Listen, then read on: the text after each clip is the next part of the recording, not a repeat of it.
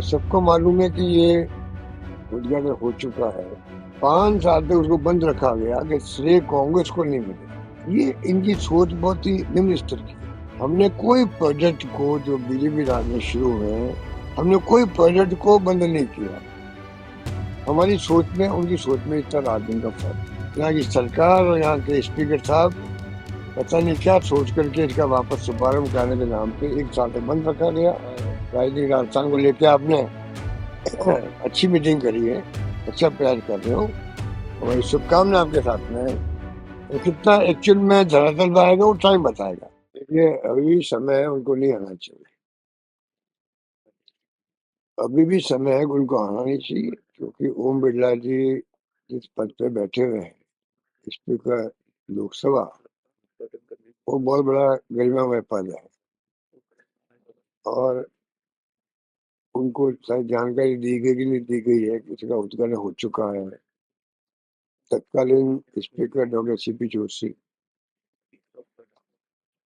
तत्कालीन नेता प्रतिपक्ष राजेंद्र राठौड़ और सांसद धारीवाल यूएच मंत्री सब मौजूद थे प्रोग्राम के अंदर, फोटो छपे हैं अखबारों के अंदर। तो सबको मालूम है कि ये उद्घाटन हो चुका है। और ऐसी परंपरा क्यों डाल रहे हैं लोग कि वापस उसका उद्घाटन करवाओ, शुभारंभ कराने के नाम पे बुलाते हैं। इसी प्रकार से आपको याद होगा कि 5-6 साल पहले वसुंधरा जी ने बुलाया था प्रधानमंत्री मोदी जी को। रिफाइनरी का प्रोजेक्ट जो 37,000 करोड़ का था प्रोजेक्ट, जब मैंने उसका शिलान्यास करवाया था, डॉक्टर वीरप्पा मोइली आए थे, सोनिया गांधी जी आई थी, और वो टाइम बाउंड प्रोग्राम पूरा हो जाता। 5 साल तक उसको बंद रखा गया कि श्रेय कांग्रेस को नहीं मिले। सिर्फ इसलिए कि श्रेय नहीं मिले, ये प्रोजेक्ट आज वाला जो ये कॉन्स्टिट्यूशन क्लब का है, इसको बंद इसलिए रखा गया कि श्रेय कांग्रेस को नहीं मिले। गांधी वाटिका को भी 1 साल इसलिए बंद रखा गया, कांग्रेस से नहीं मिले। ये इनकी सोच बहुत ही निम्न स्तर की है। और इसीलिए मैं कहना चाहूंगा कि जो स्थिति बनी है, वो जो रिफाइनरी का प्रोजेक्ट 5 साल बंद रखा गया, फिर शुभारंभ के नाम पे बुलाया गया प्रधानमंत्री मोदी जी को, आज तक पूरा नहीं हुआ, बल्कि 37,000 करोड़ का प्रोजेक्ट लगभग अब 1 लाख करोड़ का प्रोजेक्ट बनने जा रहा है, अभी तक पूरा नहीं हुआ है। कहते हैं 80% के आसपास काम पूरा हुआ है। तो कोई डिले हो गया प्रोजेक्ट तो उसका कॉस्ट बढ़ेगी, एस्केलेशन होगा। पब्लिक इंटरेस्ट वो कभी नहीं होता।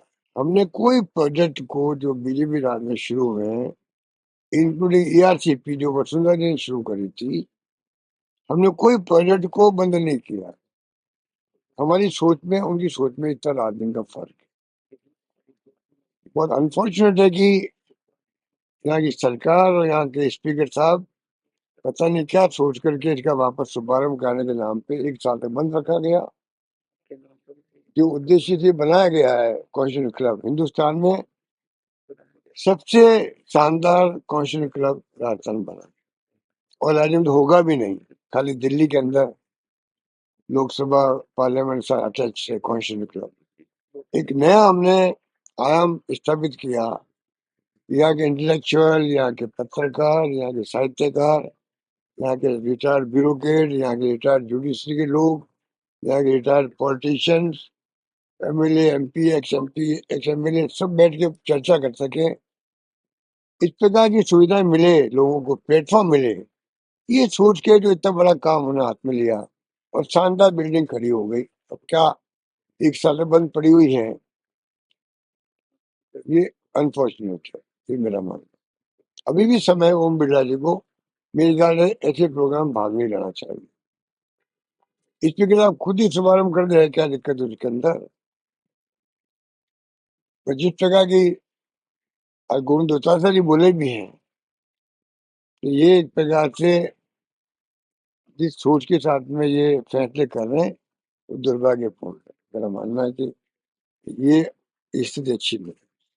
आपको क्या लगता है कि स्पीकर है उनको अधूरी जानकारी देके बुलाया जा रहा है, या उनको जानकारी है फिर भी वो ऐसा? मेरे ख्याल से तो ओम बिरला जी राजस्थान के ही हैं, एमएलए भी रहे हैं, और कैसे ये माने कि उनको जानकारी नहीं है? अब तो हो गई होगी। नंबर 2, जो सम्मान उनको मिला है जब वो लोकसभा के स्पीकर बने पहली बार, बकायदा एज ए एमएलए रहे हुए थे वो, हमने सबने मिलकर उनका सम्मान किया यहाँ पर, शानदार। तो ऋषि भी जोशी जी ने उनको मौका दिया, अवसर दिया, पार्लियामेंट असेंबली के अंदर भी, सेमिनार के अंदर बुलाने का भी कोई कमी रखी नहीं यहाँ की। हमारी सरकारों ने हमेशा ओम बिरला जी को सम्मान दिया, क्योंकि वो लोकसभा के स्पीकर बन गए थे, तो किसी पार्टी के थे, वही गरिमा उनको अपनानी चाहिए थी। सरकार आज कांग्रेस की है, मान लीजिए, कांग्रेस की नहीं है, बीजेपी की है, पर भवन बना खड़ा किया, हमारे मत खड़ा होगा, तो इसमें इस रूप में उनको वापिस का उद्घाटन या शुभारंभ के नाम पे आओ, ये उनकी गरिमा के खिलाफ मानता हूँ।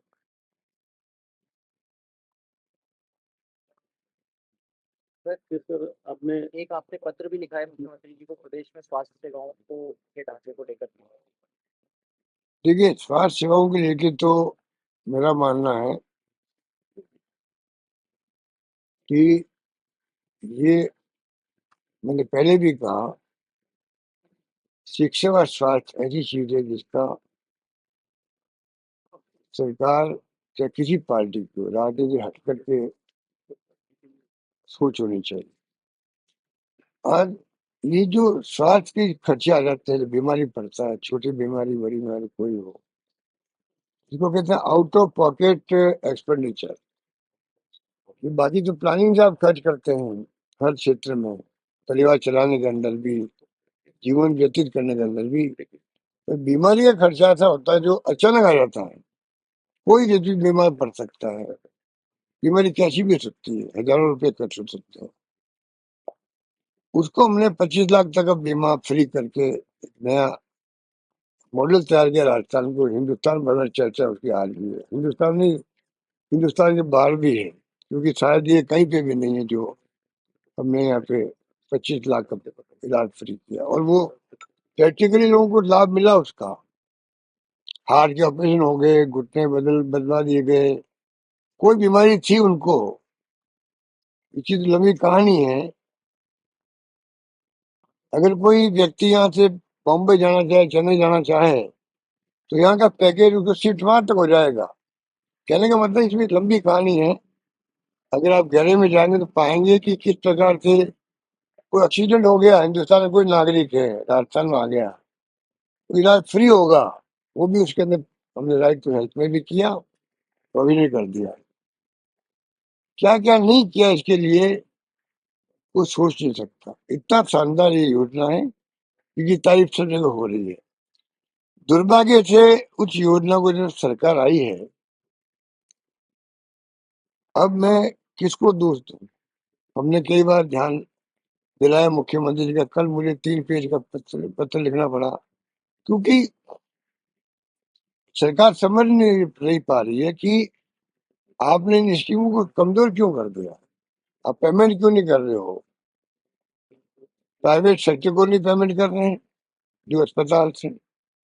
आरजीएचएल वाले जो सरकारी कर्मचारी है, दवाई मिलनी बंद हो गई है।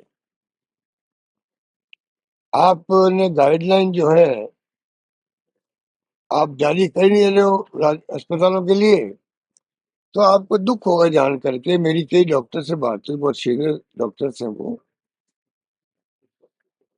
वो उनके बोल सुन के मैं बहुत स्तब्ध रह गया। कहीं जोधपुर जैसे अस्पताल जहाँ संभागीय मुख्यालय 50-60 करोड़ का कर्जे हो गए, वेंडर्स ने दवाएं देनी बंद कर दी, स्टंट जो होते हैं या इक्विपमेंट होते हैं, जो भी होता है बंद कर दिया सप्लाई उनकी, पेमेंट के अभाव के अंदर। गाइडलाइन है नहीं कि डॉक्टर जो है वो खरीद नहीं पा रहा कोई चीज को।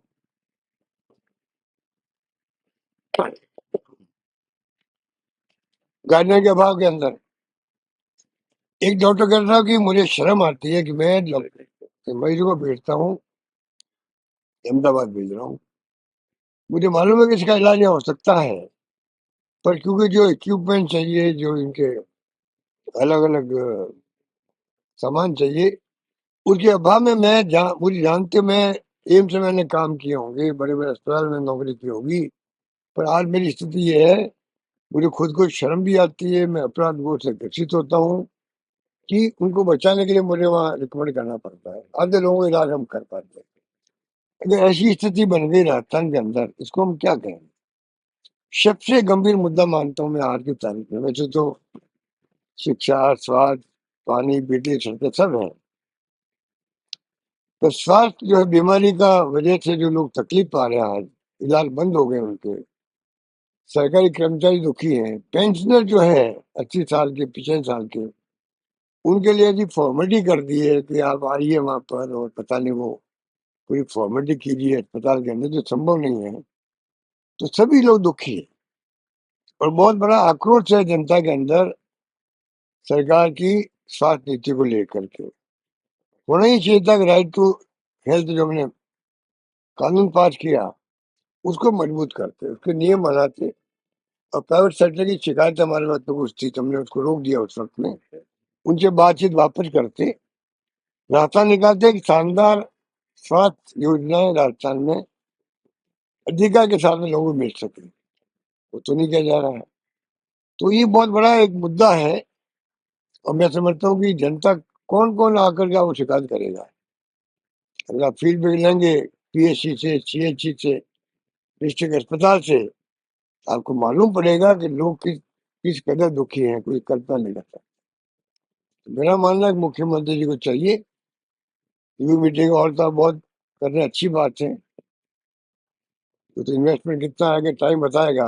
राजनीतिक राजस्थान को लेके आपने अच्छी मीटिंग करी है, अच्छा प्रयास कर रहे हो, हमारी शुभकामना आपके साथ में है, और कितना एक्चुअल में धरातल पर आएगा वो टाइम बताएगा। पर स्वास्थ्य की सेवाएं जो है, इसकी रिव्यू मीटिंग कीजिए आप, सीएमएचओ को बुलाइए, पूछिए, डॉक्टरों के प्रिंसिपल को पूछिए, अस्पताल के सुपरिटेंडेंट जो है उनको पूछिए वास्तव में आपकी शिकायत क्या है, क्या फीडबैक है। आपकी आंखें खुल जाएगी कि जो स्कीम हमारे वक्त में थी, जो टेम्पो बना हुआ था, वो टेम्पो डॉक्टरों के लिए भी था, नर्सेज के लिए भी था, क्योंकि उसी रूप में टेम्पो बनता है तो सब रेस्पॉन्ड करते हैं, इलाज करने में भी, दवाएं उपलब्ध करवाने में भी, सब चीजों के अंदर। आज कुछ भी नहीं हो रहा है, तो बहुत बड़ा इश्यू मैं इसको मानता हूँ, क्योंकि ये हरेक का खर्चा बढ़ता जा रहा है, इलाज समय पे मिलता नहीं है। तो सरकार को जो टॉप प्रायोरिटी दे करके जो टेम्पो पहले बना था, उस टेम्पो को वापस बनाने के लिए आगे आए। धन्यवाद। 12 में रिलीजन की रिटायरमेंट पार्टी थी, तो जश्न ने अलविदा लिखा है कार्ड के अंदर। रिटायरमेंट पार्टी का जो इनविटेशन बना उसमें जश्न ने अलविदा लिख दिया, तो जांच बिठा दी है उसको टीचर के विदाई समारोह था सर बच्चों का, तो उसमें कार्ड में लिख दिया कि जश्न अलविदा। और शिक्षा मंत्री जी कल बाइट दे रहे हैं कि मैं आरएसएस के कार्यकर्ता के तौर पर जो मेरी कर्म भूमि रही 12 का वो जगह शाहपुरा, उस वहां पर इस तरह से उर्दू, हिंदी, इंग्लिश के शब्दों का घालमेल हो रहा है, इसलिए मैं जांच करवाऊंगा। मैंने कहा ना, अभी इस देश के माहौल में ये कुछ भी मतलब कुछ भी संभव है, कुछ भी कॉमेंट संभव बिलावर फारसी का शब्द है सर। है।